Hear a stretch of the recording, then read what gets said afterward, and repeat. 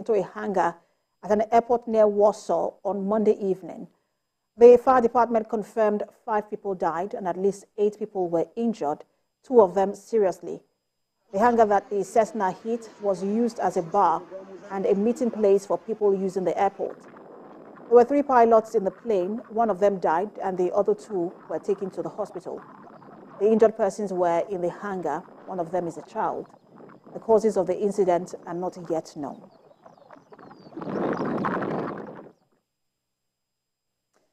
And to other stories, the International Criminal Court has rejected an appeal by the Philippine government to block an investigation by prosecutors into former President Rodrigo Duterte's bloody war on drugs.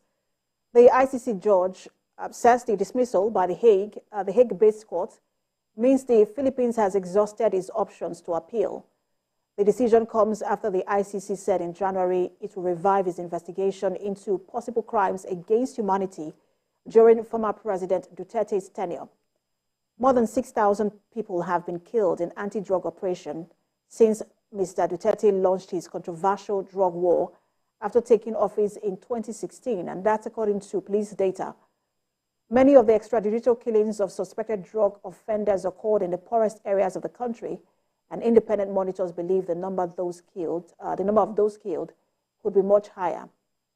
But under the ICC's withdrawal mechanism, the court keeps jurisdiction over crimes committed during the membership period of a state. And now to the weather situation around the world. The weather systems the world over seem to have run amok, with health alerts issued in several countries as scorching weather strikes 3 continents, threatening to topple temperature records. The following report takes a look at the weather situation across several countries. Predictions of historic heat hung over swaths of Asia, Europe, and the United States.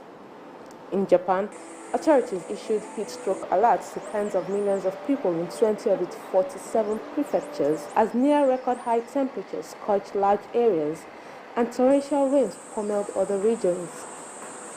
Some places experienced their highest temperatures in more than 4 decades on Sunday, including Hirono Town in Fukushima Prefecture, which hit 37.3 Celsius. In the United States, the National Weather Service reported that a powerful heat wave stretching from California to Texas was expected to peak during an extremely hot and dangerous weekend. South California is fighting numerous wildfires, including one in Riverside County that has burned over 3,000 hectares and prompted evacuation orders. Further north, the Canadian government said wildfires had burned a record 10 million hectares this year, with more damage expected as the summer drags on. In Europe, Italians were warned to prepare for the most intense heat wave of the summer and also one of the most intense of all time. Predictions led the health ministry to sound the red alert for 16 cities, including Rome, Bologna, and Florence. The Acropolis in Athens, one of Greece's top tourist attractions, closed for the 3rd day running on Sunday during the hottest hours. In Romania, temperatures are expected to reach 39 degrees Celsius across most of the country. Little reprieve is forecast in Spain, where the meteorological agency warned of a new heat wave from Monday through Wednesday, taking temperatures above 40 degrees Celsius in the Canary Islands and the southern Andalusia region. On La Palma Island, which endured a volcanic eruption in 2021, a fire burned 5,000 hectares this weekend, forcing the evacuation of 4,000 people. Despite the heat, parts of Asia have also been battered by torrential rains. In South Korea, rescuers battled to reach people trapped in a flooded tunnel after heavy rains for the last 4 days triggered floods and landslide that killed at least 40 people and left 9 missing. The country is at the peak of its summer monsoon season, with more rain forecast through Wednesday. In northern India, relentless monsoon rain have reportedly killed at least 19 people following burning heat. China also issued several temperature alerts, warning of 40 to 45 degrees Celsius in the partly desert region of Xinjiang and 39 degrees Celsius in the southern Guangxi region. Many scientists agree that global warming linked to dependence on fossil fuels is behind the intensification of heat waves. The EU's Climate Monitoring Service said the world saw its hottest June on record last month. In China, various regions are using multiple measures to fend off heat waves. Some areas are providing free food and water and medical services for outdoor workers, including delivery men and sanitation workers, as city temperatures get hotter. Many areas in northern Shanxi province have deployed more workers and vehicles to spray water in the air and on road surfaces to help the residents cool off amid high temperature of 35 degrees Celsius and above.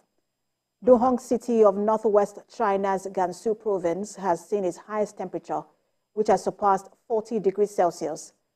Capital city Beijing is seeing a new round of high temperatures of up to 36 degrees Celsius, which will last until Wednesday. More medical workers are on standby.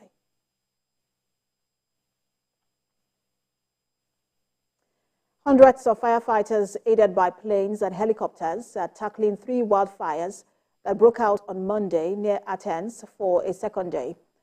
The first fire broke out in the southeast and moved very fast, spanning 12 kilometers in about 2 hours, aided by high winds. The fire reached popular coastal resorts such as Lagonisi and Saronida, damaging several homes. More than 200 firemen, assisted by 20 soldiers, 68 fire engines, 10 aircraft, and 6 helicopters, are fighting the flames.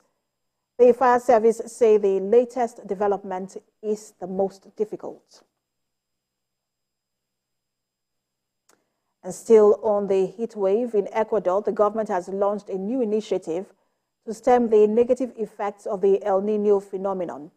Now, to this end, armed forces personnel are to be deployed to danger zones to provide assistance in relief and recovery efforts, as well as provide logistics support for preventive and mitigation plan. Meanwhile, the Ministry of Defense is to be granted over $13 million for the acquisition of necessary rescue equipment and logistical support, while other ministries have already received $288 million in additional financial support for prevention projects and response strategies. And 2 other stories. Call Los Angeles a city in crisis, and you may not be wrong at this time, as with 2 of its most powerful unions have joined forces on the picket lines. Hollywood actors and writers are still on strike, causing economic repercussions. The last time the actors went on strike, it was for 94 days, and that was in 1980. The White House press secretary says President Joe Biden believes negotiations solve problems. He believes in and consistently support workers' the right to strike. You've heard him say that. He believes in collective bargaining and how it works. And so that's what he believes. It helps business succeed, and it helps also workers secure wages so that they can raise their family. We've been talking about dignity and respect, so families can raise, Americans can raise, workers can raise their families with dignity and respect. So we sincerely hope that both actors and writers' strikes get resolved, and that the parties come together and have a mutually beneficial agreement as soon as possible. But of course, we believe that all workers, including writers and actors, have the right, deserve to be able to have a fair pay and benefits. So we've got that strike, we've got the issue.